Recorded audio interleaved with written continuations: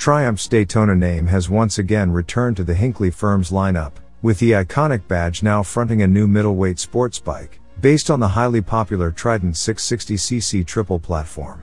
Following up on the success of Triumph's other middleweights, including the Trident 660 Roadster, and the Tiger Sport 660 Adventure Sport Tourer, Triumph has revealed a new triple-powered middleweight sport bike for 2024. The Triumph Daytona 660.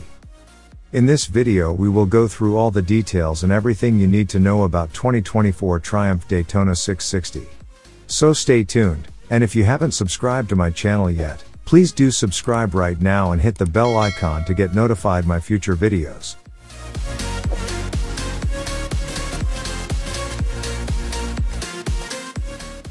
Unlike other recently deceased Daytonas, and the limited edition 765 Moto 2, the 660 is not all about going around in circles as fast as possible. Instead, it's set to offer a softer approach to sporty riding, providing a middleweight that can be used on a daily basis, that Triumph themselves admit is less sporty than a Yamaha R7, and a close competitor of Honda's CBR 650R. Whilst that stance won't appeal to some fans of previous sportier Daytonas, it should prove to be a hit with riders jumping up to a bigger bike, as well as experienced riders wanting a less focused riding experience for their wrists and knees, who aren't yet prepared to give up the sports bike life. So, what makes the new Daytona tick? Well, starting with the engine. The bike uses the Trident Naked as a base, with a number of internal revisions to provide an increase in performance. While the Trident's 81 horsepower triple would have been enough to put the bike on a par with the new Suzuki GSX-8R, and to beat Yamaha's R7 in the horsepower stakes, Triumph has opted to raise the bar further, creating a 94 horsepower version of the engine for the Daytona 660. The bore, stroke, and capacity are unchanged, but there's a new cylinder head, different camshafts, a new crankshaft, a new 3-into-1 exhaust system, and most notably a new triple throttle body arrangement in place of the Trident's single throttle body. Together these changes help push the redline to 12,650 RPM, with peak power 17% higher than the Trident, and arriving at 11,250 RPM, 1,000 RPM higher than the Roadster. There's more torque too, with a 9% increase to 51 pounds-foot. The bike drives through the same assist and slipper clutch, and 6-speed transmission as the Trident, but with a revised final drive ratio to suit the engine's higher revving nature. A quickshifter is optional.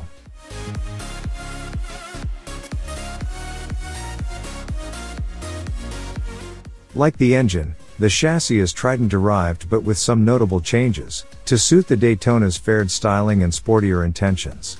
The head angle is steeper, moved from 24.6 degrees to 23.8, and the trail figure is reduced from 4.2 to 3.2 inches.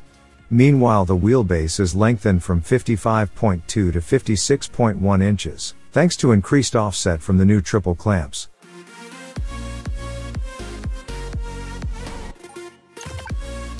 The suspension is like the Trident's, with a non-adjustable 41mm Showa SFF BP upside-down fork, and a preload adjustable Showa monoshock at the rear attached to a fabricated steel swing arm.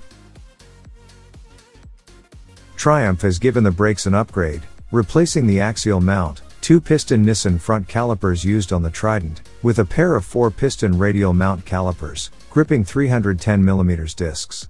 These are made specifically for Triumph and wear the company's own logo.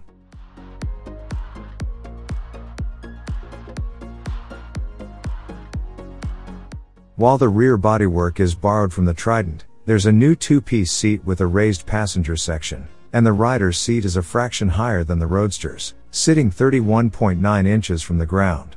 A lowering kit can bring it down to 30.9 inches if desired. The fuel tank is also from the Trident, with the same 3.7-gallon capacity, but the addition of bodywork means the Daytona weighs 443 pounds, an increase of 26 pounds compared to the 417-pound Naked Roadster. In the dash, there is a similar set of instruments to those on the Trident, with a white-on-black LCD display for speed, revs, gear position, and fuel level, plus a tiny color TFT display that includes other functions, like the app-based turn-by-turn navigation, that's available with the optional My Triumph connectivity system, which also adds phone and music control. This lower display will also show which of the 3 riding modes you've selected from the road, sport, or rain options. There's switchable traction control, and ABS is standard. All lighting is LED, and there's an automatic emergency stop warning system that flashes the hazards during hard deceleration.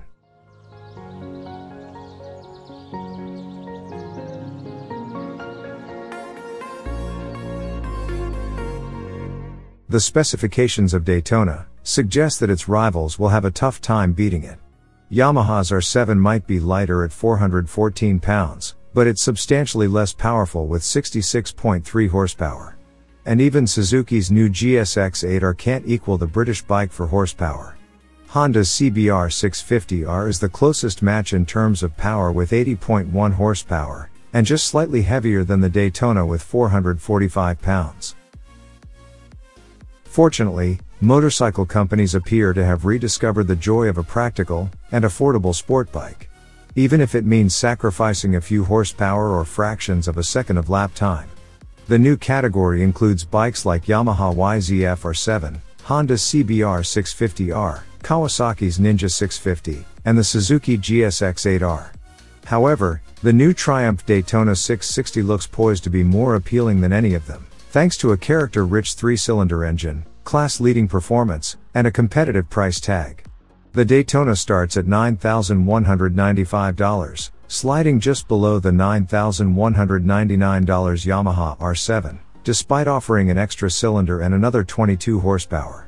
It's also less expensive, lighter, and more powerful than the $9,439 GSX-8R, and has an even bigger price advantage over the $9,899 Honda CBR 650R. You'll be able to upgrade the Daytona 660 with additional options including a quick shifter, which is among a list of more than 30 other extras including heated grips and luggage.